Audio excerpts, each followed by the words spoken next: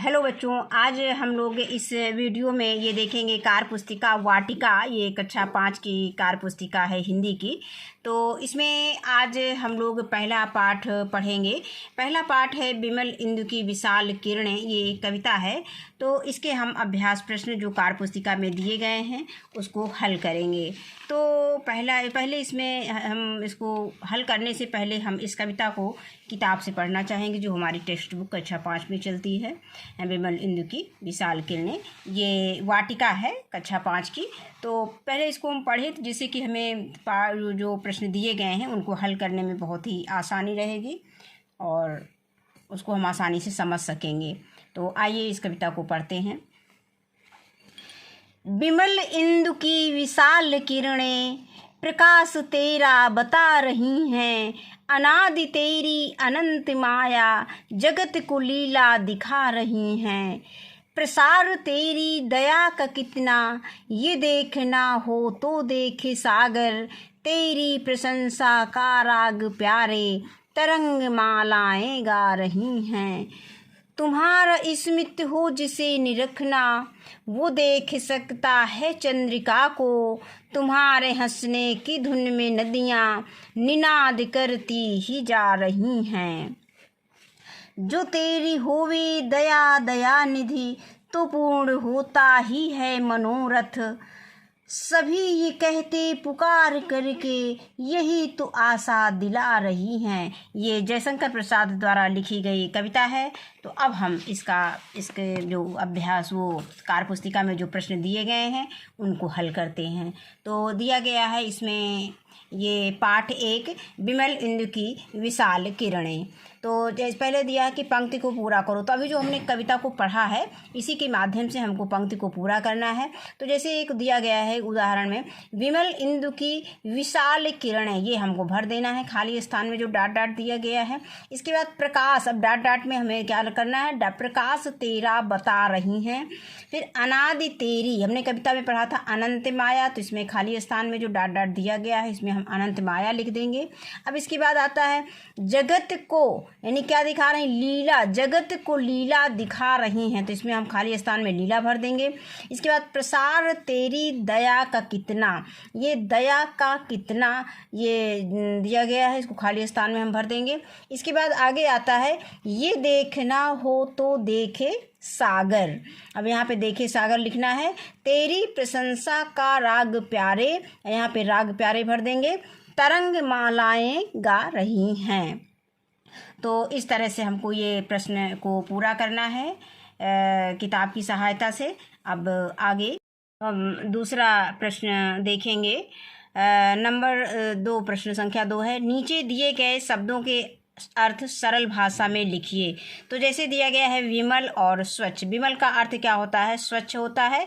उसी तरह से इंदु मीन होता है चंद्रमा, जगत मीन होता है संसार, और अनाद मीन हमेशा रहने वाला, और ये है अनंत, अनंत मीन जिसका अंत ना हो, और प्रशंसा मीन होता है तारीफ या बड़ाई। इसके बाद हम अगले प्रश्न पे आते हैं, प्रश्न संख्या 2 पे। विलोम शब्द लिखिए। विलोम शब्द में जैसे एक उदाहरण दिया गया है, अंत मीन क्या होता है, अंत का विलोम आरंभ हो जाएगा। उसी तरह से अनादि का विलोम आदि, आशा का विलोम निराशा, प्रसार का विलोम संकोच, और प्रकाश का विलोम हो जाएगा अंधकार, और प्रशंसा का विलोम हो जाएगा बुराई। इसके बाद अगला प्रश्न आता है प्रश्न संख्या 4, ये है वर्तनी शुद्ध करिए। अब जैसे इसमें उदाहरण दिया गया है वर्तनी शुद्ध करिए में कि जैसे एक उदाहरण दिया गया दया निधि। अब दया निधि को जब सही सही लिखेंगे इसका शुद्ध वर्तनी क्या हो जाएगा, दया निधि हो जाएगा। उसी तरह से इसमें दिया गया है विमल, तो विमल का जब शुद्ध वर्तनी करेंगे तो ये हो जाएगा विमल। इसी तरह से पुकार, तो ये हो जाएगा पुकार। अनादि, अनादि का अनादि हो जाएगा, और नदियाँ, नदियाँ का नदियाँ हो जाएगा। इसके बाद आगे आता है धून, धून में को हम धुन लिख सकते हैं। अब अगला प्रश्न आता है प्रश्न संख्या 5। समानार्थी शब्दों का मिलान करिए। समानार्थी का मतलब क्या होता है? जिसका अर्थ समान हो। जैसे इंदु, इंदु मीन क्या होता है? चंद्रमा, तो इंदु को हम मिलान चंद्रमा से कर देंगे। इसके बाद आता है प्रकाश, प्रकाश मीन होता है उजाला, तो प्रकाश का मिलान उजाला से कर देंगे। इसके बाद आता है जगत, जगत का मिलान संसार से कर देंगे।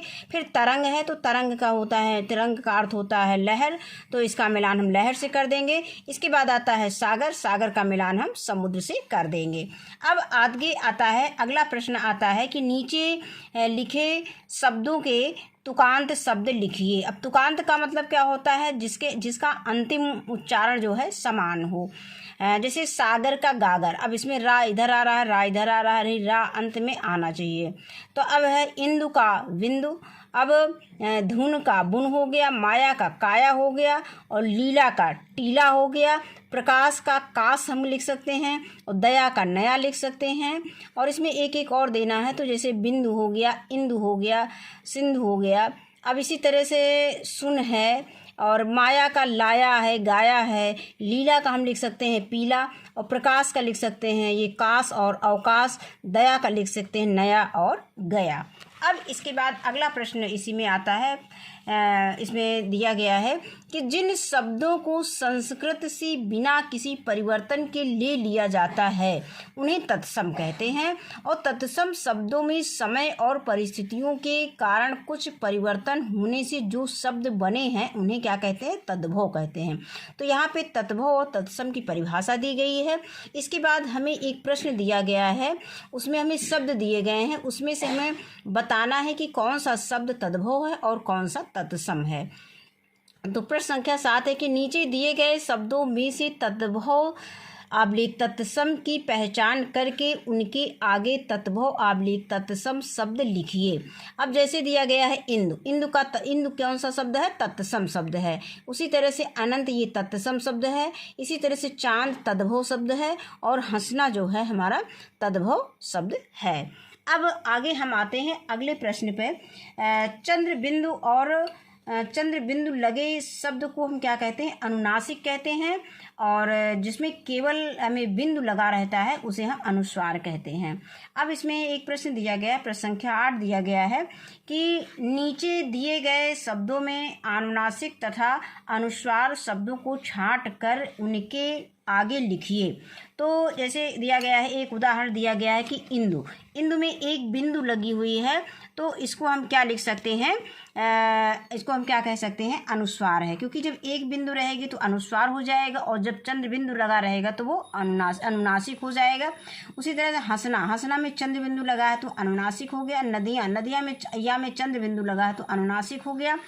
प्रशंसा, प्रशंसा में ये प्रशंसा जो है एक बिंदु है तो ये अनुस्वार हो गया। तरंग में एक बिंदु है, अनुस्वार हो गया।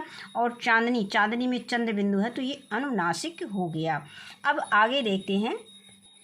अब अगला प्रश्न आता है कि दिए गए शब्दों को प्रकृति निर्मित और मानव निर्मित में बांटिए। अब ये शब्द दिए गए हैं, इसको हमें प्रकृति निर्मित और मानव निर्मित शब्दों में बांटना है। तो नदी, मेज, जंगल, अखबार, आकाश, चाय, फूल, पेन, पानी, घर, ये शब्द दिए गए हैं। इसमें हमें ये देखना है कौन सा मानव निर्मित है और कौन सा प्रकृति निर्मित है। तो हम देखते हैं कि नदी, नदी हमारा क्या है? प्रकृति निर्मित है, क्योंकि ये प्रकृति के द्वारा बनाया गया है। मेज, मेज मानव निर्मित है, क्योंकि मेज को मानव बनाता है। जंगल प्रकृति निर्मित है। उसी तरह से अखबार मानव निर्मित है, और आकाश प्रकृति निर्मित है। चाय मानव निर्मित है। फूल प्रकृति निर्मित है, और पेन जो है मानव निर्मित है। पानी, पानी प्रकृति निर्मित है, और इसके बाद है घर, घर जो है मानव निर्मित है। अब आगे आता है प्रश्न संख्या 10। सूर्य से हमें प्रकाश मिलता है, हमें और कहाँ कहाँ से प्रकाश मिलता है उनके नाम लिखना है।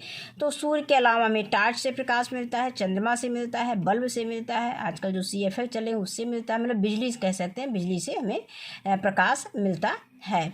अब आगे आता है कि शब्दों का खेल। अब इसमें एक शब्द दिया गया है जैसे उदाहरण दिया गया है कि तरंगमाला। अब तरंगमाला से कौन कौन से शब्द बनाए जा सकते हैं ये हमें देखना है। तो तरंगमाला में इसमें 3 शब्द छुपे हुए हैं। पहला शब्द है तरंग, फिर रंग, फिर माला। पहले हम तरंग लिख सकते हैं, ता को हटा दें, इधर माला माला को हटा दें तो हो जाएगा रंग। और अगर हम तरंग, फिर एक तरंग हो गया, फिर रंग हो गया, फिर तरंग को हटा दें तो ये माला शब्द बन जाता है। तो यहाँ ये शब्द आपस में छिपे हुए हैं, यानी एक शब्द में कई शब्द छिपे हुए हैं, तो ये शब्दों का खेल हो गया। अब आगे आता है कि नीचे लिखे शब्दों में आप भी छिपे हुए शब्दों को ढूंढिए। उसी तरह से होता है ताजमहल। अब ताजमहल में ताज एक शब्द हो गया, फिर महल दूसरा शब्द हो गया, और इसके बाद हल हम कह सकते हैं, हल हमारा तीसरा शब्द हो गया। तो इस तरह से हम देखते हैं कि ताजमहल में 3 शब्द जुड़े हुए हैं, ताज और महल और हल। तो आज के वीडियो में बस इतना ही। वीडियो देखने के लिए बहुत बहुत धन्यवाद।